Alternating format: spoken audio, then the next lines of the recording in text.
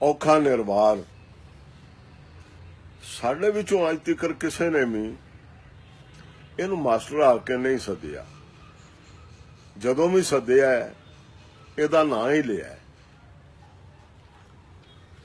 ਪਰ ਅੱਜ ਮੈਂ ਇਹਨੂੰ ਮਾਸਟਰ ਹੀ ਆਖੂ, ਜਿਹੜਾ ਕਿ ਹੈ ਵੀ। ਸਾਰੀ ਉਮਰ ਇਸ ਪਿੰਡਾਂ ਦੇ ਸਕੂਲਾਂ ਦੀ ਮਾਸਟਰੀ ਕੀਤੀ। ਰਿਟਾਇਰ ਹੋਣ ਤੋਂ ਕੁਝ ਵਰੇ ਪਹਿਲਾਂ ਇਹ ਹੈਡ ਮਾਸਟਰ ਹੋ ਗਿਆ। ਅਸੀਂ ਦੋਵੇਂ ਪਿੱਛੋਂ ਇੱਕੋ ਸ਼ਹਿਰ ਦੇ ਹਾਂ।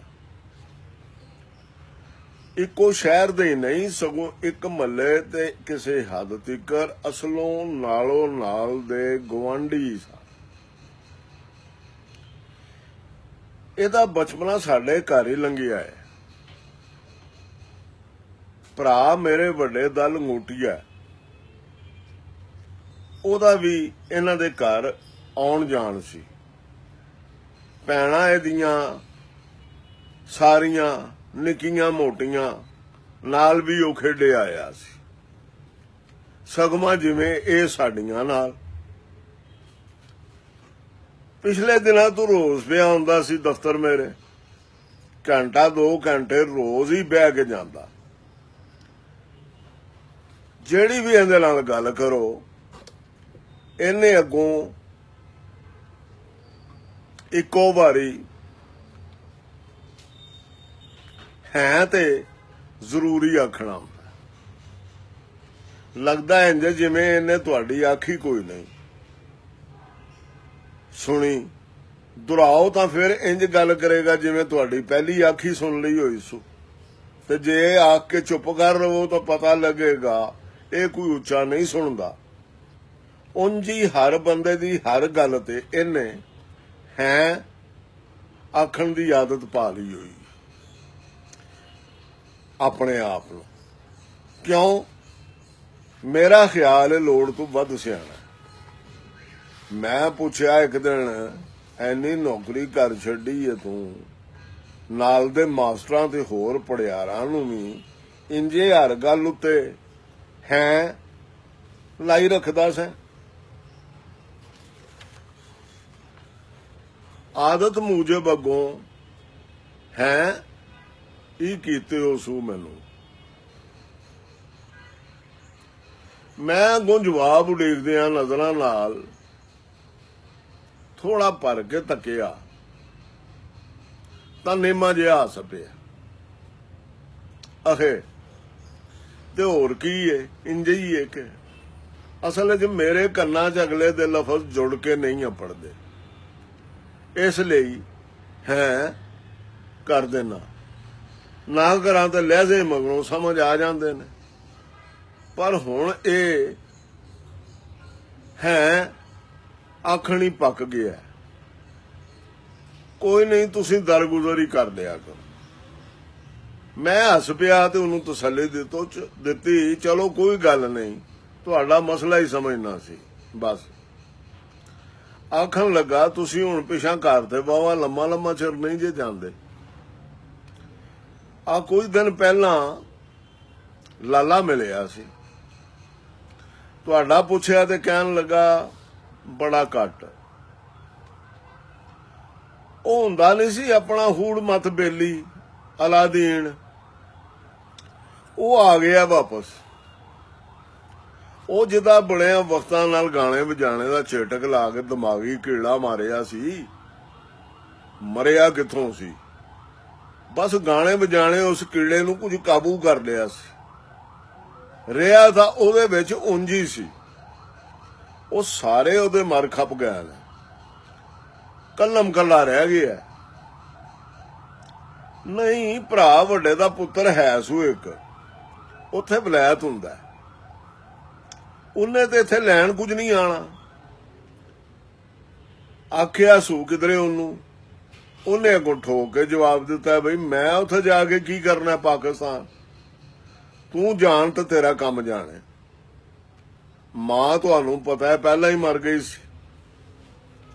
ਉਹ ਭੈਣ ਵੀ, ਭਰਾ ਵੀ, ਉਹਦੀ ਵਹੁਟੀ ਵੀ, ਭੈਣ ਦਾ ਖਸਮ ਉਹਦੇ ਬੱਚੇ ਵੀ ਕੋਈ ਨਹੀਂ ਰਿਹਾ।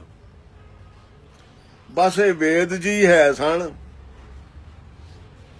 ਬਸ ਇਹ ਵੈਦ ਜੀ ਹੈ ਸਨ, ਇਹ ਵੀ ਟੁਰ ਗਏ ਨੇ।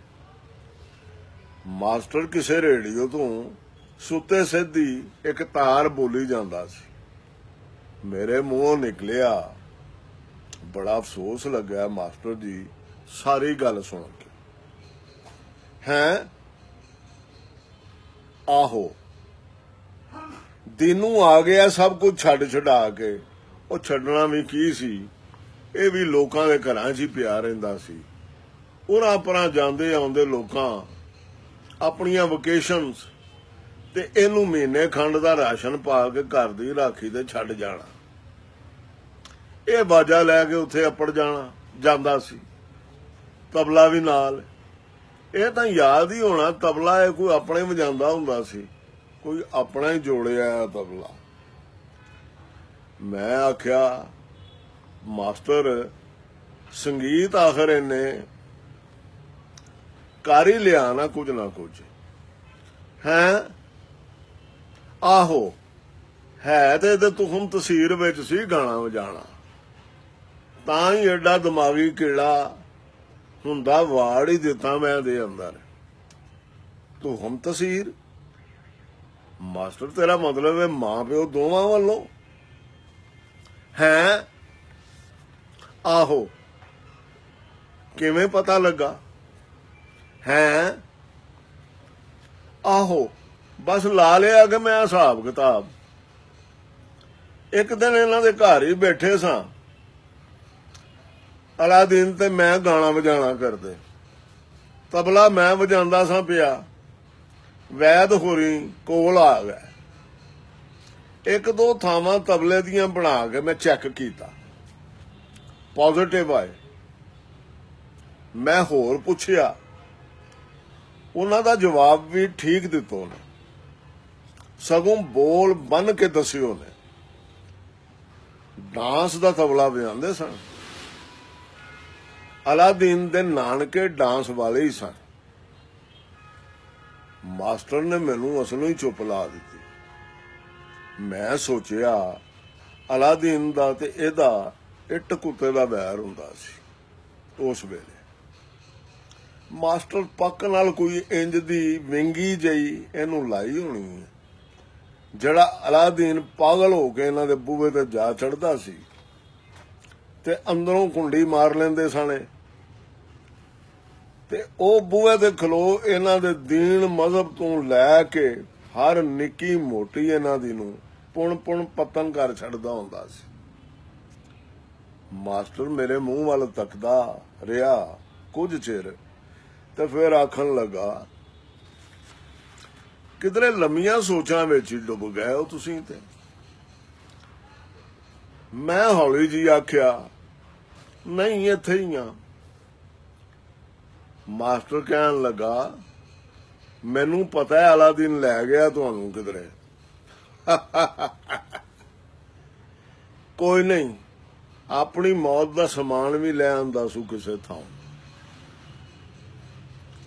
ਇੱਕ ਜਣੀ ਵੀ ਲਿਆ ਵਾਲੀ ਸੂ ਆਪਣੇ ਘਰ, ਆਪਣੀ ਉਮਰੋਂ ਕਿਤੇ ਛੋਟੀ।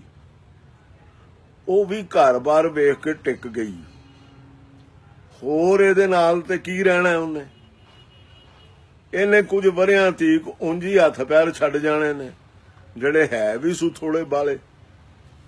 ਤੇ ਫਿਰ ਉਹ ਸਾਰਾ ਕੁਝ ਇਹਦੇ ਸਾਹਮਣੇ ਹੀ ਪਿਆ ਕਰਨਾ ਹੈ, ਜਿਹੜਾ ਉਦੋਂ ਤਿਕਰ ਇਹਦੇ ਤੋਂ ਲੁਕ ਛੁਪ ਕੇ ਪਈ ਕਰੇਗੀ।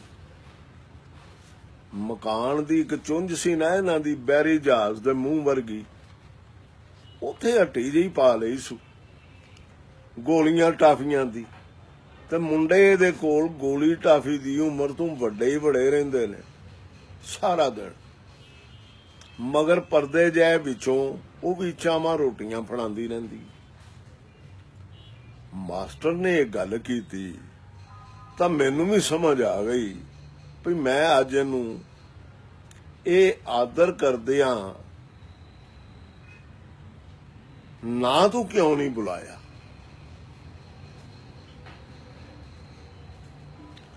ਮਾਸਟਰ ਨੇ ਇਹ ਗੱਲ ਕੀਤੀ ਤਾਂ ਮੈਨੂੰ ਵੀ ਸਮਝ ਆ ਗਈ ਵੀ ਮੈਂ ਅੱਜ ਇਹਦਾ ਆਦਰ ਕਰਦਿਆਂ ਇਹਨੂੰ ਨਾ ਤੂੰ ਕਿਉਂ ਨਹੀਂ ਬੁਲਾਇਆ। ਨੰਬਰ ਤੇ ਤੁਹਾਡਾ ਦੇ ਦਿੱਤਾ ਸੀ ਮੈਂ, ਹਜ਼ਰਤ ਜੀ ਉਹਨੂੰ ਕਹਿੰਦਾ ਸੀ ਫੋਨ ਕਰਾਂਗਾ, ਕੀਤਾ ਨਹੀਂ ਸੂ ਜੀ। ਕਿਧਰੇ ਵੇਲਾ ਲੱਗੇ ਤਾਂ ਮਿਲ ਆਇਆ ਜੇ ਸੂ।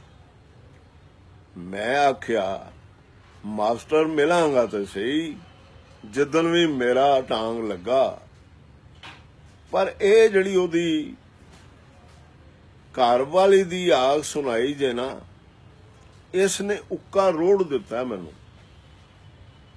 ਕਿਵੇਂ ਜੋੜ ਲੈਂਦੇ ਹੋ ਝਟਾਪਟ ਇਹੋ ਜਿਹੀ ਹੈ।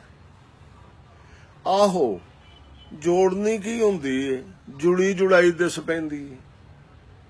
ਤੁਹਾਡਾ ਨਹੀਂ ਨਾ ਗਿਆਨ ਇਸ ਪਾਸੇ ਦਾ, ਸਾਡਾ ਤੇ ਬੜਾ ਪੁਰਾਣਾ। ਨਿੱਕੇ ਹੁੰਦਿਆਂ ਤੋਂ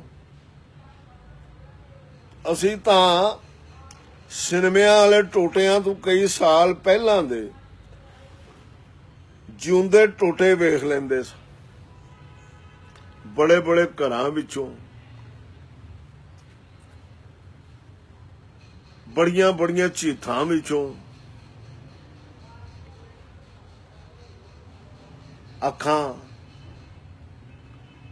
ਲਾ ਕੇ ਇੱਕ ਦੂਜੇ ਦੇ ਮੋਢਿਆਂ ਤੇ ਚੜ ਕੇ ਮਾਸਟਰ ਇਹ ਆ ਕੇ ਬੜਾ ਹੀ ਖਚਰਾ ਹਾਸਾ ਸਿਆ ਤੇ ਫਿਰ ਮੇਰੇ ਹੱਥ ਤੇ ਹੱਥ ਮਾਰ ਕੇ ਉੱਠ ਖਲੋਤਾ। ਮਿਲ ਆਉਣਾ ਉਹਨੂੰ ਕਿਸੇ ਦਿਨ ਜਾ ਕੇ, ਉਹ ਵੀ ਦਿਸ ਪੈ ਗਈ ਤੁਹਾਨੂੰ। ਇੱਕ ਦਿਨ ਇੱਕਦਮ ਖਬਰੇ ਕੀ ਸੁਝਿਓ ਸੂ ਪਰਤ ਕੇ ਆਇਆ ਤੇ ਮੇਰੇ ਕੰਨ 'ਚ ਬੋਲਿਆ, ਇਹ ਜਿਹੜੀ ਕਰ ਲਿਆ ਨਾ ਕਿਧਰੋਂ, ਇਹਨੇ ਜਾਂ ਤੇ ਜ਼ਹਿਰ ਦੇ ਦੇਣਾ ਇਹਨੂੰ, ਤੇ ਜਾਂ ਉਂਝ ਹੀ ਘਰ ਦਾ ਸੋਨਾ ਗਹਿਣਾ ਲੈ ਕੇ ਦੌੜ ਜਾਣਾ ਸੀ। ਉਸ ਨੰਬਰ ਲਿਖਾਇਆ ਮੈਨੂੰ ਅਲਾਦੀਨ ਦਾ ਤੇ ਆਪ ਦੰਦ ਕੱਢਦਾ ਆਇਆ ਟੁਰ ਗਿਆ। ਮੈਂ ਦਿਲ 'ਚ ਕਿਹਾ ਅਸਲ ਮਾਸਟਰ ਤਾਂ ਇਹੋ ਜਿਹੀਆਂ ਗੱਲਾਂ ਦਾ ਹੈ, ਸਕੂਲ ਮਾਸਟਰ ਹੋਣਾ ਤਾਂ ਕੋਈ ਮਿਹਣਾ ਨਹੀਂ। ਮੁੰਡੇ ਮੁਲਕੋਂ ਬਾਹਰ ਜਾਣਾ ਸੀ, ਵਿਆਹ ਨੂੰ 5ਵਾਂ ਵਰ੍ਹਾ ਪਿਆ ਲੱਗਦਾ ਸੀ, ਗੁੰਨਾ ਹੀ ਨਹੀਂ ਸੀ ਪੈਂਦਾ, ਖਿਜਿਆ ਖਿਜਿਆ ਰਹਿੰਦਾ ਸੀ। ਅਸੀਂ ਦੋਵੇਂ ਜੀ ਤਰੱਠੇ ਉਹਨੂੰ ਵਹਿੰਦੇ ਰਹਿੰਦੇ ਸਾਂ। ਸਾਰੀ ਸਾਰੀ ਰਾਤ ਛੱਤ ਤੇ ਪਾਉਂਦਾ ਰਵੇ, ਦਿਨੇ ਉੱਠੇ ਅੱਧ ਸੁੱਤਾ। ਔੜਕ ਸੁਣੀ ਗਈ, ਪਤਾ ਨਹੀਂ ਕਿਹੜੀ ਘੜੀ ਸੀ।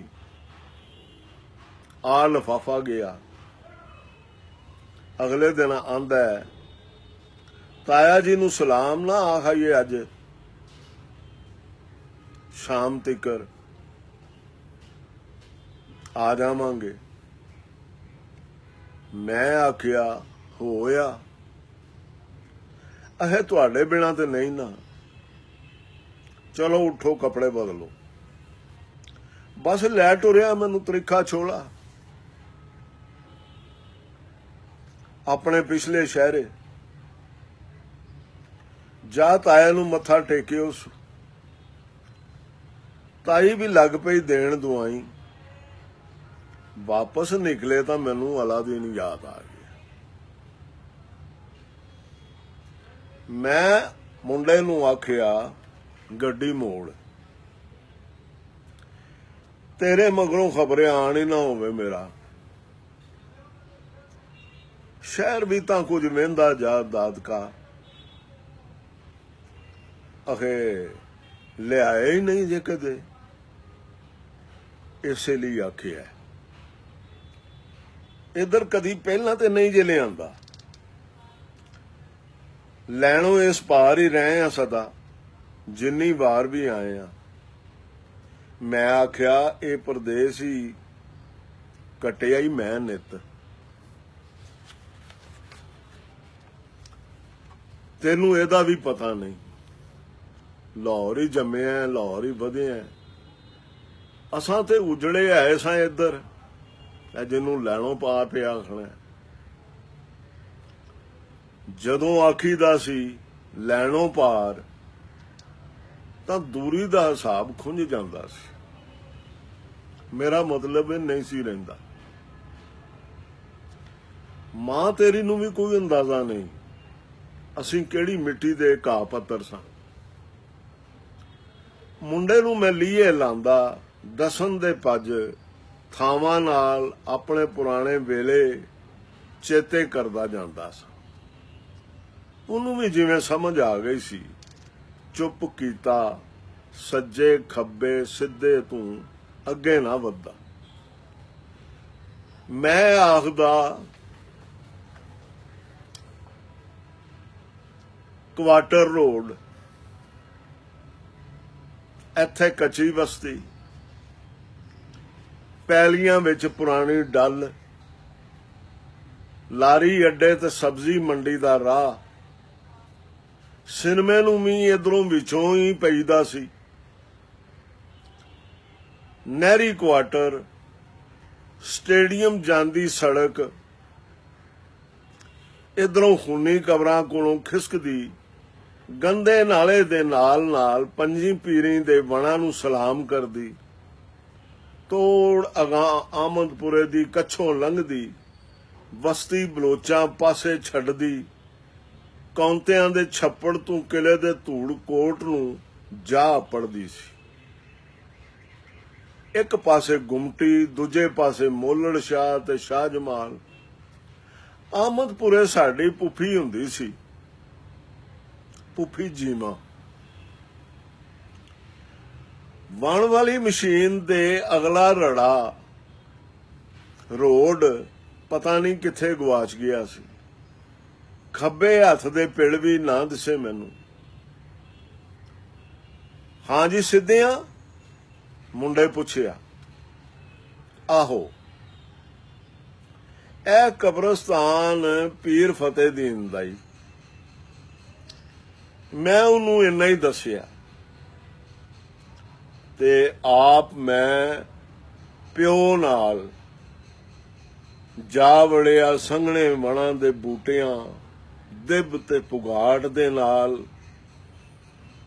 ਕੰਡਿਆਂ ਵਾਲਿਆਂ ਬੂਟਿਆਂ ਤੇ ਅੱਕਾਂ ਬਿਬਰਾਂ ਠੀਕਰੀਆਂ ਦੇ ਵਿੱਚੋਂ ਕਈ ਵਟਿਆਂ ਨਾਲ ਭਰੀਆਂ ਕਬਰਾਂ ਉੱਤੇ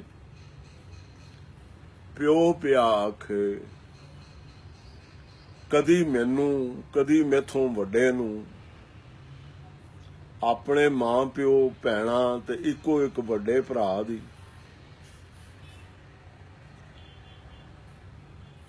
ਫਿਰ ਇੱਕ ਥਾਵੇਂ ਖਲੋ ਗਿਆ, ਬੁੱਲ ਨਪੀੜਦਾ, ਅੱਖੀਂ ਮੀਟਦਾ, ਇੱਥੇ ਤੁਹਾਡੀ ਆਪੀ ਦੱਬੀ ਸੀ। ਮਾਂ ਤੁਹਾਡੀ ਨੂੰ ਸਬਰ ਨਹੀਂ ਸੀ ਆਉਂਦਾ। ਕਈ ਵਰੇ ਰੋਜ਼ ਸਵੇਰੇ ਕੁਰਾਨ ਪੜ੍ਹਨ ਆ ਜਾਂਦੀ ਸੀ ਸਰਾਣੇ ਇਹਦੇ।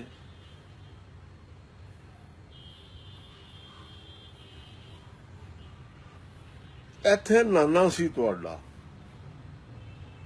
ਨਾਨੀ ਉੱਥੇ ਮੋਲੜ ਸ਼ਾਹ, ਉਹਦੇ ਪਿਛਲੇ ਉੱਥੇ ਸਨ। ਉਹਨਾਂ ਉੱਥੇ ਹੀ ਦੱਬਣੀ ਸੀ ਤੇ ਪਿਲਕਣ ਦਾ ਰੁੱਖ, ਕਈ ਮੰਜੀਆਂ ਡਹਿ ਜਾਣ ਜਿੰਦੀ ਛਾਂ ਹੇਠਾਂ। ਉਹ ਬਸਤੀ ਵਾਲੇ ਘਰ ਵਿੱਚ ਹੀ ਰਹਿ ਗਿਆ। ਇਧਰੋਂ ਜਿਵੇਂ ਪਿਆ ਖੱਬੇ ਹੱਥ ਹੋ ਜਾ। ਇਸ ਗਲੀ ਵਿੱਚ ਲੇਡੀ ਡਾਕਟਰ ਦੇ ਕੁਆਟਰਾਂ ਤੇ ਲਲਾਰੀਆਂ ਦੇ ਉੱਚੇ ਉੱਚੇ ਘਰਾਂ ਦੇ ਪਿੱਛੇ ਜਾਕੂ ਆਰੇ ਵਾਲੇ ਦਾ ਘਰ, ਨਾਲ ਸਾੜੀ ਵਾਲੀ ਹਸੈਨ ਦਾ ਟੱਬਰ ਰਹਿੰਦਾ ਸੀ। ਸਾਹਮਣੇ ਇੱਕ ਅਜੀਬ ਜਿਹੀ ਸ਼ਕਲ ਦਾ, ਇੱਕ ਲੰਮੀ ਅਗਾਂਹ ਨੂੰ ਵਧੀ ਤੇ ਦੋ ਗੁੱਠਾਂ ਪਿੱਛੋਂ ਡਿੰਗ ਪੜਿੰਗੀਆਂ ਅੰਦਰ ਨੂੰ ਫਿਸੀਆਂ ਹੋਈਆਂ ਕੁਵਾਰੀਆਂ ਵਾਲਾ ਘਰ ਵੈਦ ਦਾ ਸੀ। ਉਹ ਪਿੱਛੇ ਮਾਸਟਰ ਕੇ ਹੁੰਦੇ ਸਨ। ਸਾਰਾ ਦਿਨ ਇਹਨਾਂ ਦੇ ਬੂਹੇ ਤੇ ਕੋਠਿਆਂ ਉੱਤੇ ਕੁੜੀਆਂ ਦੀ ਭੀੜ ਲੱਗੀ ਰਹਿੰਦੀ ਸੀ। ਚੱਲ ਝਰਮਟ ਆਖ ਲੈ, ਗੱਡੀ ਚੋਂ ਝਾਕਿਆ, ਨਿੱਕੀ ਜਿੰਨੀ ਹੱਟੀ ਦਾ ਬੂਹਾ ਲੱਥਾ ਸੀ, ਅੰਦਰ ਕੋਈ ਨਹੀਂ ਸੀ। ਅਸੀਂ ਉੱਤਰ ਪਏ। ਬਹਿਰੀ ਜਹਾਜ਼ ਦੇ ਮੂੰਹ ਵਰਗੀ ਨੁੱਕਰ ਤੋਂ ਅੱਗੇ ਉਹ ਮੈਦਾਨ ਸੀ ਨਿੱਕਾ ਜਿਹਾ, ਜਿਹਦੇ ਵਿੱਚੋਂ ਸ਼ੋਰੇ ਵਾਲੇ ਕਾਰਖਾਨੇ ਦੇ ਬਾਗੜੀਏ ਤੇ ਹੋਰ ਉਹਦੇ ਨਾਲ ਅਗਲੀਆਂ ਨਵੀਆਂ ਆਬਾਦੀਆਂ ਤੇ ਪਿੰਡਾਂ ਤੋਂ ਲੋਕ ਲੰਘ ਕੇ ਸਾੜੀ ਵਾਲੀ ਦੀ ਗਲੀ ਵਿੱਚੋਂ ਹੁੰਦੇ ਅਗਾਂਹ ਸ਼ਹਿਰ ਨੂੰ ਜਾਂਦੇ ਆਉਂਦੇ ਆਮ ਦਿਸਦੇ ਸਨ। ਖੋਤਿਆਂ ਤੇ ਇੱਟਾਂ, ਰੇਤ ਤੇ ਹੋਰ ਦਾਣੇ ਢੋਣ ਦਾ ਵੀ ਇੱਕ ਰਾਹ ਸੀ। ਇਹੋ ਹੀ ਮੈਂ ਸਾਹਮਣੇ ਨਿਗਾਹ ਮਾਰੀ। ਇੱਕ ਲੰਮ ਸਲੰਮੀ ਕੰਧ ਸੀ, ਖਬਰੇ ਕਿਧਰੋਂ ਟੁਰੀ ਆਉਂਦੀ। ਹਿੰਦੁਸਤਾਨੀਆਂ ਦੀ ਮਸੀਤ ਨੂੰ ਮੁੜਦੇ ਰੂੜੀਆਂ ਵਿਚਲੇ ਰਾਹ ਤੇ ਬਣੇ ਮਕਾਨਾਂ ਨਾਲ ਰਲਦੀ। ਉਸ ਥੋੜੀ ਜਿਹੀ ਰੜੀ ਵਿੱਚ ਆਪਣੀ ਥਾਵੇਂ ਥੁੰਨੇ ਵਾਕਣ ਠੁੱਕਾ ਕੋਈ ਬਿਟ ਤੱਕੀ ਜਾਂਦਾ ਸੀ ਸਾਡੇ ਵੱਲ। ਅਲਾਦੀਨ ਨੇ ਉਹਨੇ ਵੱਡਾ ਸਾਰਾ ਸਿਰ ਮਾਰਿਆ। ਸਾਰੇ ਵਾਲ ਹੀ ਬਰੜੇ ਪੈ ਸਾਸੂ। ਪਛਾਤਾ ਹੀ ਮੈਨੂੰ, ਉਸ ਮੇਰਾ ਨਾਂ ਲਿਆ। ਮੁੱਦਤਾਂ ਮਗਰੋਂ ਮੈਨੂੰ ਆਪਣੇ ਨਾਂ ਦਾ ਉਹ ਉਚਾਰਨ ਸੁਨੇਜਾ ਆਪਣੀ ਮਾਂ ਵਾਲਾ। ਉਹ ਹੌਲੀ ਹੌਲੀ ਟੁਰਦਾ ਮੇਰੇ ਕੋਲ ਆ ਗਿਆ। ਬਸ ਇੱਕ ਦੂਜੇ ਨੂੰ ਅਡੋਲ ਅਸੀਂ ਵੇਖਦੇ ਰਹੇ। ਤੇਰਾ ਭਤਰੀਆ ਹੈ, ਉਹਨੂੰ ਖਬਰੇ ਕਿਉਂ ਉਹਨੇ ਜੱਫੀ ਜੀ ਪਾ ਲਈ। ਦੋਵਾਂ ਨੂੰ ਲੈ ਕੇ ਉਹ ਦੁਕਾਨ 'ਚ ਵੜ ਗਿਆ। ਮੂਹੜੇ ਸਨ ਪਏ ਉੱਥੇ ਤੇ ਇੱਕ ਚੌਂਕੀ ਜਿਹੀ ਸੀ। ਸਾਨੂੰ ਬਹਾ ਕੇ ਉਹ ਅੰਦਰ ਗਿਆ। ਮੁੜਿਆ ਤਾਂ ਚੌਂਕੀ ਤੇ ਬਹਿ ਗਿਆ। ਕਾਮੂ ਦੱਸਦਾ ਸੀ ਲਾਹੌਰ ਹੀ ਟੁਰ ਗਿਆ ਹੈ। ਪਤਾ ਪੁੱਛਿਆ ਮੈਂ ਉਹਦੇ ਤੋਂ, ਹਸਪਤਾਲ ਚੌਕ ਆਖਦਾ ਸੀ। ਮੈਂ ਕਿਹਾ ਫੋਨ ਨਹੀਂ ਕਰਨਾ, ਆਪੇ ਹੀ ਜਾਵਾਂਗਾ ਤੈਨੂੰ ਮਿਲਣ। ਉਹ ਮਾੜਾ ਜਿਵੇਂ ਪੰਘਰਨ ਲੱਗ ਪਿਆ ਸੀ। ਮੈਂ ਉਹਦੇ ਮੂੰਹ ਵੱਲ ਤੱਕੀ ਜਾਂਦਾ ਸਾਂ। ਪਰਦਾ ਥੋੜਾ ਜਿਹਾ ਹੱਲਿਆ ਤੇ ਇੱਕ ਨਿੱਕੀ ਜਿਹੀ ਟਰੇ ਅੰਦਰ ਲੰਘ ਆਈ। ਵਿੱਚ 3 ਕੱਪ ਰੱਖੇ ਸਨ ਚਾਹ ਦੇ, ਇੱਕ ਖੰਡਦਾਨੀ ਤੇ 3 ਚਮਚੀਆਂ ਖੰਡ ਖੋਰਨ ਲਈ। ਮੈਂ ਕਿਹਾ ਸੁਣਾ। ਮੇਰੇ ਵੱਲ ਝਾਕਿਆ। ਮੂੰਹ ਪੱਕਾ ਰੱਖਿਓ ਸੂ। ਵੈਦ ਸਾਹਿਬ ਦੀ ਮੌਤ ਨੇ ਫੈਸਲਾ ਕਰਾਇਆ ਮੈਥੋਂ। ਬਸ ਉੱਠਾਂ ਆ, ਵਿਆਹ ਜਿਹਾ ਕਰ ਲਿਆ, ਨਾਲੇ ਹੱਟੀ ਪਾ ਲਈਏ। ਲੰਘਿਆ ਵੇਲਾ ਬੜਾ ਯਾਦ ਆਉਂਦਾ ਹੈ ਜਦੋਂ ਦਾ ਆਇਆ। ਸਵੇਰੇ ਸ਼ਾਮ ਅਣਗਿਣਤ ਲੋਕ ਹੀ ਚੇਤੇ ਆਉਂਦੇ ਰਹਿੰਦੇ ਨੇ। ਤੂੰ ਤਾਂ ਖਬਰੇ ਅੱਜ ਹੀ ਮੂੰਹ ਕੀਤਾ ਇੱਧਰ ਦਾ। ਨਹੀਂ ਤੇ ਜਿੰਨਾ ਚਿਰ ਮੈਂ ਰਿਹਾ ਇੱਥੇ, ਤੁਹਾਡੇ ਇਧਰੋਂ ਟੁਰ ਜਾਣ ਮਗਰੋਂ ਮੈਂ ਕਦੀ ਨਹੀਂ ਵੇਖਿਆ ਤੈਨੂੰ। ਅਸਾਂ ਵੀ ਉਧਰੋਂ ਦੁਕਾਨ ਛੱਡ ਦਿੱਤੀ। ਵੈਦ ਜੀ ਬਸ ਇੱਕ ਹੀ ਗੱਲ ਕਰਦੇ ਹੁੰਦੇ ਸਨ। ਮਹੱਲਾ ਤੇ ਪਹਿਲਾਂ ਵੀ ਕੋਈ ਨਹੀਂ ਸੀ, ਹੁਣ ਤੇ ਅਸਲ ਹੀ ਉਜਾੜ ਹੋ ਗਿਆ। ਅਸਾਂ ਇਕਬਾਲ ਪਾਰਕ ਜਾ ਦੁਕਾਨ ਪਾਈ।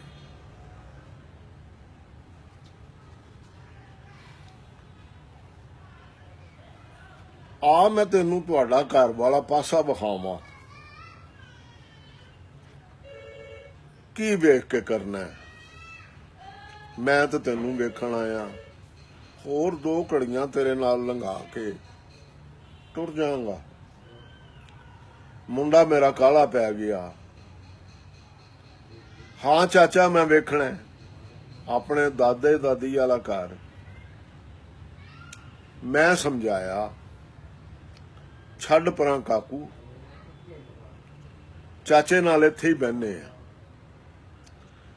नहीं नहीं आ जा यार, बड़ियां मजेदार चीजां ने तेरे वेखण वालियां, अजे दिन खड़ा है, मुड़ हनेरा हो जाना है तो कुछ नहीं दिसना। मुंडा मेरा ते अलादीन फड़ टुरे मैनू।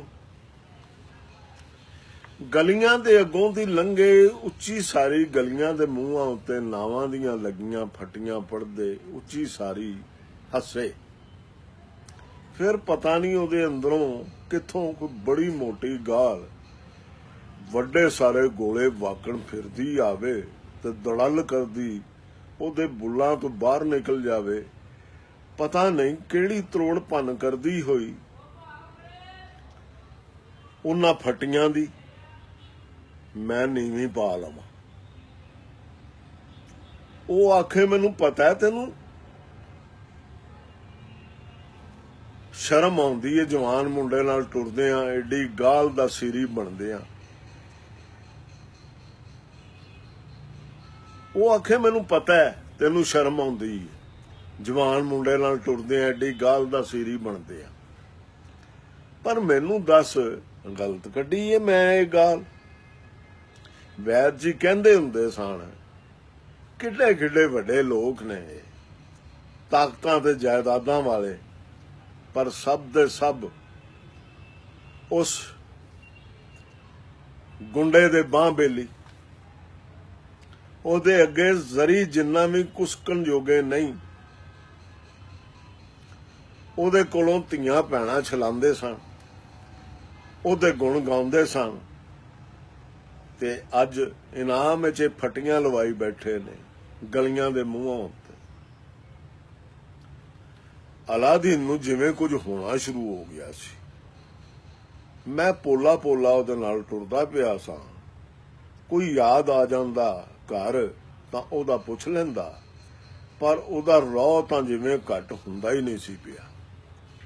ਉਹ ਫਿਰ ਧੀ ਦੀ ਭੈਣ ਦੀ ਕਰਨ ਲੱਗ ਪੈਂਦਾ, ਨਾਲ ਨਾਲ ਮੇਰੇ ਮੁੰਡੇ ਨੂੰ ਕੁਝ ਦੱਸਣ ਲੱਗ ਪੈਂਦਾ। ਇਹ ਜਿੰਨੇ ਵੀ ਵੱਡੇ ਵੱਡੇ ਘਰ ਵੇਖ ਰਹੇ ਆ ਨਾ ਪੁੱਤਰ, ਇਹ ਸਭ ਹਰਾਮ ਖੋਰਾਂ ਦੇ ਘਰ ਨੇ। ਇਹਨਾਂ ਵਿੱਚ ਸਭ ਨਲੱਜੇ ਰਹਿੰਦੇ, ਜ਼ੁਲਮ ਵੇਖ ਕੇ ਵੀ ਨਾ ਬੋਲਣ ਵਾਲੇ। ਮੈਨੂੰ ਉਹ ਦਿਨ ਚੇਤੇ ਆ ਗਿਆ ਜਿੱਦਣ ਕਮਰੂ ਨਾਈ ਨੇ ਫੱਟੇ ਤੋਂ ਸ਼ੀਸ਼ਿਆਂ ਵਾਲੀ ਦੁਕਾਨ ਪਾ ਕੇ ਇੱਕ ਦਿਨ ਚੌਧਰੀ ਦੀ ਦਾੜੀ ਜਾਮੁਨ ਦਾ ਤਕਮਾ ਲਿਆ ਸੀ, ਤੇ ਅਲਾਦੀਨ ਦੀ ਸ਼ਿਕਾਇਤ ਕਰ ਦਿੱਤੀ ਸੀ ਕਿ ਜੀ ਮੈਨੂੰ ਬੜਾ ਤੰਗ ਕਰਦਾ ਹੈ। ਤਾਂ ਚੌਧਰੀ ਨੇ ਉਹਦੀ ਤਸੱਲੀ ਕਰਾਉਣ ਲਈ ਤੇ ਆਪਣੀ ਚੌਧਰ ਵਹਾਣ ਲਈ ਅਲਾਦੀਨ ਨੂੰ ਆਪਣੀ ਬੈਠਕ ਤੇ ਸੱਦ ਕੇ ਜੁੱਤੀਆਂ ਮਾਰਨੀਆਂ ਸ਼ੁਰੂ ਕਰ ਦਿੱਤੀਆਂ ਸਨ। ਵੈਦ ਦੇ ਚਿੱਟੇ ਵਾਲਾਂ ਦਾ ਵੀ ਖਿਆਲ ਨਹੀਂ ਕੀਤਾ ਉਹਨੇ, ਨਹੀਂ ਸੀ ਕੀਤਾ ਉਹਨੇ। ਅਲਾਦੀਨ ਵੇਰਿਆ ਸੀ ਉਹਨੂੰ ਧੱਕੇ ਖੋਰ ਨੂੰ, ਤਾਂ ਉਹ ਲੱਗਾ ਸੀ ਉਹਨੂੰ ਭੈਣ ਦੀ ਗਾਲ ਕੱਢਣ। ਵੈਦ ਨੇ ਅੱਗੇ ਵੱਧ ਕੇ ਬੁੱਢੇ ਬਾਰੇ ਉਹਦਾ ਹੱਥ ਫੜ ਲਿਆ ਲਿੱਤਰ ਵਾਲਾ ਤੇ ਆਖਿਆ, ਤੂੰ ਮਾਰ ਲਿਆ ਨਾ ਮੁੰਡੇ ਨੂੰ, ਇਸ ਦੀ ਗਲਤੀ ਸੀ, ਚੱਲ ਮੈਂ ਮੰਨ ਲਈ, ਪਰ ਇਹ ਗਾਲ ਨਾ ਕੱਢੀ ਇਹਨੂੰ। ਚੌਧਰੀ ਨੇ ਵੈਦ ਦੀਆਂ ਅੱਖਾਂ 'ਚ ਖਬਰੇ ਕੀ ਪੜਿਆ ਕਿ ਉਹਨੇ ਲਿੱਤਰ ਸੁੱਟ ਕੇ ਹੱਥ ਝਾੜ ਲਿਆ। ਵੈਦ ਨੇ ਅਲਾਦੀਨ ਨੂੰ ਉਠਾਇਆ ਤੇ ਨਾਲ ਲੈ ਗਿਆ। ਕੁਆਟਰਾਂ ਵਾਲੀ ਰੋਡ ਤੇ ਜਨਾਹ ਪਾਰਕ ਦੇ ਸਾਹਮਣੇ ਇਹਨਾਂ ਦੀ ਦੁਕਾਨ ਤੋਂ ਮੈਂ ਇੱਕ ਦਿਨ ਪਾਨ ਲੈਂਦਾ ਪਿਆ ਹੋਵਾਂ। ਵੈਦ ਕਿਸੇ ਨੂੰ ਦੱਸਦਾ ਸੀ ਪਿਆ ਕੁਝ। ਇੱਕਦਮ ਮੇਰੇ ਵੱਲ ਇਸ਼ਾਰਾ ਕੀਤਾ ਸੂ। ਇੱਕ ਕੈਸ ਮੁੰਡੇ ਦਾ ਪਿਓ ਅੜਿਆ ਸੀ, ਉਹ ਸਨਾਡੂ ਖਾਨ ਨਾਲ ਜਿਵੇਂ ਅੜਨਾ ਹੁੰਦਾ ਹੈ। ਦੂਜਾ ਮੈਂ ਕਿਹਾ ਸੀ ਮੂੰਹ ਸੰਭਾਲ ਕੇ। ਪਰ ਇਹਦੇ ਪਿਓ ਨੇ ਤੇ ਹੱਡੀਆਂ ਸੇਕ ਦਿੱਤੀਆਂ ਸਨ ਉਹਦੇ ਘਰ ਦੇ ਕੁੱਤਿਆਂ ਦੀਆਂ। ਪਰ ਮੱਲੇ ਚੋਂ ਕੋਈ ਇੱਕ ਵੀ ਨਹੀਂ ਸੀ ਜਾਗਿਆ, ਸਗੋਂ ਸਭ ਨੇ ਰਲ ਕੇ ਇਹਨਾਂ ਦਾ ਹੁੱਕਾ ਪਾਣੀ ਬੰਦ ਕਰ ਦਿੱਤਾ ਸੀ ਉਸ ਜੱਗੇ ਨੂੰ ਰਾਜ਼ੀ ਕਰਨ ਲਈ। ਉਹ ਫਿਰ ਵੀ ਖਲੋਤਾ ਰਿਹਾ ਇਕੱਲਾ ਆਪਣੀ ਥਾਂ। ਗੁੰਡਿਆਂ ਦੇ ਗੁੱਝੇ ਵਾਰਾਂ ਦਾ ਮੁਕਾਬਲਾ ਕਰਦਾ, ਮੁਕੱਦਮੇ ਕਰਵਾ ਦਿੱਤੇ ਇਹਨੇ, ਘਰ ਢਵਾ ਦਿੱਤਾ ਇਹਨਾਂ ਦਾ, ਪਰ ਇਹ ਬੰਦਾ ਨਹੀਂ ਲਿਫਿਆ। ਸੱਦਾ ਰਿਹਾ ਲੋਕਾਂ ਨੂੰ ਆਖ ਕੇ ਮੇਰੀ ਕੋਈ ਦੁਸ਼ਮਣੀ ਏ, ਆ ਜਾਵੇ ਇੱਕ ਵਾਰੀ ਟੁਰ ਕੇ, ਮੈਂ ਅਗਲ ਮੰਡੀ ਨਾ ਮਿਲਾਂ ਤੇ ਫਿਰ ਆਖਣਾ। ਪਰ ਇਸ ਮੁੰਡੇ ਦਾ ਪਿਓ ਨਹੀਂ ਮੰਨਿਆ। ਮੇਰੇ ਕੰਨਾਂ ਵਿੱਚ ਪੁਰਾਣੀਆਂ ਆਵਾਜ਼ਾਂ ਬਾਵਰੋਲਿਆਂ ਵਾਕਣ ਸ਼ੂਕਦੀਆਂ, ਕਦੀ ਥੱਲੇ ਆਣ ਲੱਥਦੀਆਂ ਤੇ ਕਦੀ ਅਸਮਾਨਾਂ ਨੂੰ ਚੜ ਜਾਂਦੀਆਂ। ਸਜ਼ਾ ਸੀ ਪੂਰੇ ਮੁਹੱਲੇ ਵੱਲੋਂ ਇਹਨੂੰ ਆਪਣੀ ਪੱਤ ਵੱਲ ਵੱਧਦੇ ਹੱਥ ਢੱਕਣ ਦੀ। ਇੰਨੇ ਵਿੱਚ ਉਹ ਗਲੀ ਆ ਗਈ, 20 ਫੁੱਟ ਛੱਡੀ ਹੋਈ ਗਲੀ। ਇੱਕ ਪਾਸੇ 7 ਮਕਾਨਾਂ ਦੀ ਲੰਘ ਤੇ ਦੂਜੇ ਪਾਸੇ ਸਾਈਂ ਬੋਰਡ ਦੇ ਤਕੀਏ ਤੇ ਬਣੀ ਮਸੀਤ, ਤੇ ਉਸ ਤੋਂ ਅੱਗੇ ਦੁਕਾਨਾਂ ਦੀ ਸ਼ਕਲ ਵਿੱਚ ਜਿੱਬਾਂ ਲਮਕਾਈ, ਅੱਗੇ ਵੱਧਦੇ ਹਵੇਲ ਦੀ ਕੰਧ।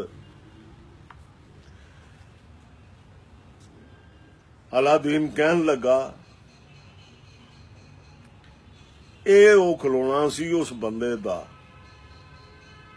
ਕਲਮ ਕੱਲਿਆਂ ਜ਼ੁਲਮ ਸਾਹਮਿਆ, ਨਹੀਂ ਤੇ ਕੰਧ ਇੱਥੇ ਹੋਣੀ ਸੀ ਜਿੱਥੇ ਇਹ ਪੁਰਾਣੀ ਕੰਧ ਦੀਆਂ ਇੱਟਾਂ ਖਲੋਤੀਆਂ ਹੋਈਆਂ ਨੇ। ਇਹ ਤਖਤੀ ਇਸ ਗਲੀ ਦੀ ਅਣਲਿਖੇ ਇਨਕਾਰ ਦੀ ਨਿਸ਼ਾਨੀ। ਇਹਦਾ 20 ਫੁੱਟ ਹੋਣਾ।